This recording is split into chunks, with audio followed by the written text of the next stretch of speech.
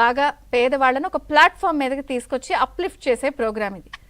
సరే, ఇందులో ఎలా వెళ్తారు? ప్రభుత్వం వాళ్ళ విధి విధానాలు అన్నీ చెప్తున్నారు. నేను అందులోకి వెళ్ళట్లేదు, అది టీడీపీ ఎక్స్ప్లెయిన్ చేస్తుంది. యాజ్ ఏ ఇండస్ట్రీలో ఉన్న పర్సన్గా మీరు చెప్పండి. ఇప్పుడు నేను ఓపెనింగ్ రిమార్క్స్లో చెప్పాను, ఈ మోడల్ చాలా కంట్రీస్లో ఉంది. చాలా కంట్రీస్లో హ్యాపీ ఇండెక్స్లో నెంబర్ 1లో ఉన్నాయి, చాలా సక్సెస్ఫుల్గా వెళ్తోంది. నార్వే కానీ, ఫిన్లాండ్ కానీ, ఇలా నార్డిక్ కంట్రీస్లో కానీ ఇది ఉన్నప్పుడు చంద్రబాబు గారు చెప్తుంది ఒకటే పాయింట్, సంపన్నులు పేదవాళ్ళకి సాయం, సేమ్ టైం పబ్లిక్ని ఇందులో పార్టిసిపేట్ చేయించడం అనేది ఈసారి కాన్సెప్ట్. ఇప్పుడు ఈ సక్సెస్ఫుల్గా అమలవుతున్న ఈ కంట్రీస్లో పబ్లిక్ని ఎలా పార్టిసిపేట్ చేస్తున్నారండి? మీకు ఏమైనా ఐడియా ఉందా? సో ఒకటండి, first of all Chandrababu Naidu గారు చాలా క్లారిటీతో వాళ్ళ కరెంట్ స్కీమ్స్ ఏదైతే ఉన్నాయో అవి ఎఫెక్ట్ అవ్వకుండా ఆ స్కీమ్స్ అట్లానే కంటిన్యూ అవుతాయి, ఇది ఇన్ ఎడిషన్ టు దట్ అని చెప్పి ఆయన క్లారిటీ ఇచ్చారండి. అవును, మనం గనక ఈ స్కీమ్స్ ని ఇప్పుడు మన ఈ P4 స్కీమ్ ని గనక నార్వే, స్వీడన్, డెన్మార్క్ అట్లాంటి దేశాలతో గనక మనం కలిపి చూస్తే చిన్న ప్రాబ్లం ఉంది. అక్కడ వాళ్ళు ఏం చేస్తారంటే ఇవన్నీ కలిపి, అంటే గవర్నమెంట్ నుంచి వచ్చే డబ్బులు, ప్రైవేట్ నుంచి వచ్చే డబ్బులు కలిపి how to improve the lives of the downtrodden people అని చెప్పి వాళ్ళు దాన్ని P4 అంటారు వాళ్ళు. మన P4 is టోటలీ డిఫరెంట్ అండి ఇది. అందుకనే ఈ పేరు కూడా పబ్లిక్ ప్రైవేట్ పీపుల్ పార్టిసిపేషన్ అనే బదులు పబ్లిక్ ప్రైవేట్ పీపుల్ ఫిలంథ్రఫీ అనాలి. It's a charity work, it's philanthropy అని క్లారిఫై చేయాలి.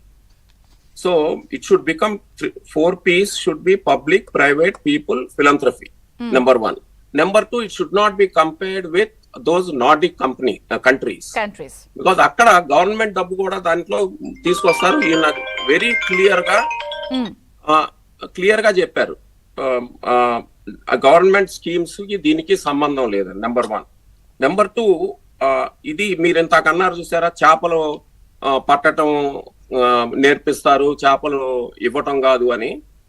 ఈ మధ్య మన దేశంలో ఏమైపోతుందంటే చేపల కూర వడ్డించడమే కాకుండా తినిపీయటం కూడా మొదలు పెట్టింది గవర్నమెంట్, చెప్పాలి అంటే. సో దాని నుంచి మనం బయటపడాలి అంటే ఈ స్కీమ్ బాగా హెల్ప్ చేస్తుందండి. ఎందుకంటే ప్రైవేట్ వాళ్ళ డబ్బులు ఇచ్చేటప్పుడు పైసా ఎలా జరుగుతుంది ఏంటి అని చూస్తారు, జవాబుదారీతనం ఉంటుంది, ఎస్, అకౌంటబిలిటీ ఉంటది. ఈ మీరు అన్నది కరెక్ట్, హ్యాపీనెస్ ఇండెక్స్ కూడా పెరుగుద్ది. తర్వాత మనకి కార్పొరేట్ సోషల్ రెస్పాన్సిబిలిటీ అని గవర్నమెంట్ ఒక 2% పెట్టింది కదా, ఆ స్కీమ్ తెలుసు కదా మీకు, గవర్నమెంట్ ఆఫ్ ఇండియా. అది 30,000 కోట్ల దాకా ఉందండి దరిదాపు. సో కొన్ని ఇంటర్నేషనల్ ఆర్గనైజేషన్స్, కొన్ని రెప్యూటెడ్ NGOs వాళ్ళు ఈ CSR డబ్బులు తీసుకుని కంపెనీస్ నుంచి దే ఆర్ ఇంప్లిమెంటింగ్. ఆల్రెడీ నా దగ్గరికి యునైటెడ్ వే అని చెప్పి ఈ అమెరికన్ కంపెనీస్ అందరికీ కలిపి ఒక CSR యాక్టివిటీస్ చేయడానికి ఒక ఆర్గనైజేషన్ ఉందండి, యునైటెడ్ వే అని. కిరణ్మయి పెండ్యాల గారు దానికి చైర్పర్సన్. సో వాళ్ళు they want to help Andhra Pradesh through this scheme, ఏది కార్పొరేట్ సోషల్ రెస్పాన్సిబిలిటీస్ ద్వారా. సో అది మనం ఆల్రెడీ నేను పయ్యావుల కేశవ్ గారితో కూడా మాట్లాడాను, ఆయన పాజిటివ్ గా రెస్పాండ్ అయ్యారు. సో ఆ స్కీమ్ తయారు చేస్తున్నారు వాళ్ళు, దట్ కెన్ బి దాన్ని దీంట్లో అనుసంధానం చేయొచ్చండి P4 లో. ఇంకొకటి ఏంటంటే ఈ మధ్యకాలంలో సోషల్ స్టాక్ ఎక్స్చేంజ్ అని వచ్చింది గవర్నమెంట్ ఆఫ్ ఇండియా. సో దాంట్లో మనం ఈ P4 ని ఏ విధంగా చేస్తారో తెలియదు, అంటే లీగల్ గా ఎంటిటీ ఏంటో తెలియదు నాకు. బట్ ఒకవేళ లీగల్ ఎంటిటీ సెక్షన్ 8 కంపెనీ అనుకోండి, నాన్ ప్రాఫిట్ అనుకోండి, దాన్ని they can register in social stock exchange. ఆ సోషల్ స్టాక్ ఎక్స్చేంజ్ నుంచి మనం ఒకసారి రిజిస్టర్ అయిపోయిన తర్వాత ఒక్కొక్క స్కీమ్ కి మళ్ళీ రిజిస్టర్ చేసుకోవాలి. దానికి ఒక ప్రాసెస్ ఉంది, ఆ ప్రాసెస్ ఫాలో అయితే డెఫినెట్ గా డబ్బులు మీరంతాకు వారు అన్నారు కదా పుల్లారావు గారు, క్రౌడ్ ఫండింగ్ కూడా చేయొచ్చు దాని ద్వారా. సో చాలా మంది అండి ఏదో చేయాలని ఉంటుంది, ఆంధ్రప్రదేశ్ లో వాళ్లే కాదు, బయట వాళ్ళకి కూడా.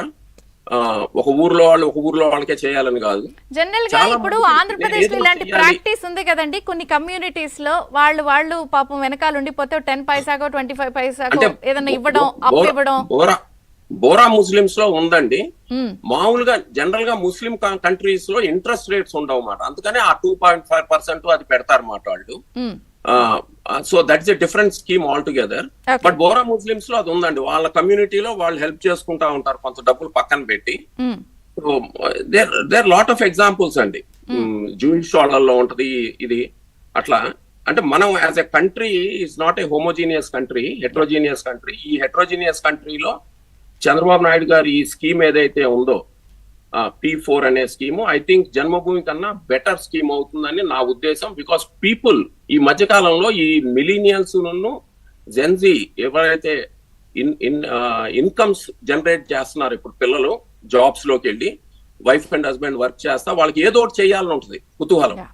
ఇది ఒక బ్రాండ్ మాట. అంటే P4 లో మనం పెడితే మన డబ్బు 10 రూపాయలు పెడితే 10 రూపాయలు పని చేస్తుంది, ఇది వేస్ట్ అవ్వదు అనే నమ్మకం కుదురుతుంది గవర్నమెంట్ స్కీమ్ కాబట్టి. అది కూడా చంద్రబాబు నాయుడు గారు మొదలు పెట్టారు కాబట్టి. సో డెఫినెట్ గా industry will receive this I think positively అండి. యా సార్, ఇంకొక ప్రశ్న. ఇప్పుడు ఈ P4 మోడల్ని ఎక్కడైతే కంట్రీస్లో ఎగ్జిక్యూట్ చేస్తున్నారో, సరే ఆ మోడల్ ఈ మోడల్ మీరు చూడొద్దు అని అంటున్నారు. బట్ అయినా సరే నేను చూడకపోయినా అక్కడ పార్టిసిపేషన్ని ఈ ఫండ్స్ రూపంలోనే చేయిస్తున్నారా, లేదా ఈ ఫండ్స్ ఇస్తున్న వాళ్ళకి ఏమైనా ప్రత్యేకంగా కొన్ని రాయితీలో బెనిఫిట్స్ కంట్రీ నుంచి వాళ్ళకి ఆఫర్ అవుతాయా? అంటే ఆ కంట్రీస్ లో అండి ట్యాక్సెస్ కూడా 40% పైన ఉంటుందండి. But the whole country is taken care of. అంటే the citizens are taken care of అండి. వాళ్ళకి ఏదన్నా న్యూక్లియర్ వార్ వచ్చినా, లేకపోతే క్లైమేటిక్ చేంజెస్ వచ్చినా, so everything the government takes care of అండి. సో మనం ఆ కంట్రీస్ చాలా చిన్న కంట్రీస్ అయ్యి వాటితో కంపేర్ చేసుకోలేము. మనం కంపేర్ చేసుకోగలిగితే రష్యాతోను, బ్రెజిల్ తోను, అలాంటి దేశాలతో కంపేర్ చేసుకోగలుగుతాం, చైనాతోను. But I think let us stick to this P4 అండి. P4 నేను అనలైజ్ చేసిన దాన్ని బట్టి అంటే కొంత ఊహించాల్సి వస్తుంది, ఎందుకంటే స్కీమ్ పూర్తిగా తెలియదు కాబట్టి. వారు ఉన్నారు కాబట్టి ఇప్పుడు పిల్లి మాణిక్యాలరావు గారు వారు క్లారిఫికేషన్ ఇవ్వాలి కొన్ని విషయాల్లో.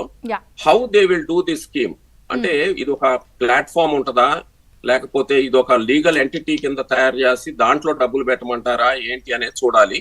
బట్ ఇంకొక క్లారిఫికేషన్ నేను ఇస్తానండి. ఈ డబ్బుల్ని మళ్ళీ అగైన్ గవర్నమెంట్ స్కీమ్స్ లాగా వాడకుండా స్కిల్స్ డెవలప్మెంట్, అంటే చేపలు పట్టడం నేర్పడం అనేది should be the primary thing.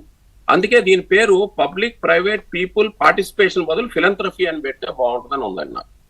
That's my suggestion. అసలు ఇక దీన్ని ఎలా ఎగ్జిక్యూట్ చేస్తారు, దీనిపై ఉన్న సందేహాలు ఇవన్నీ కూడా మనం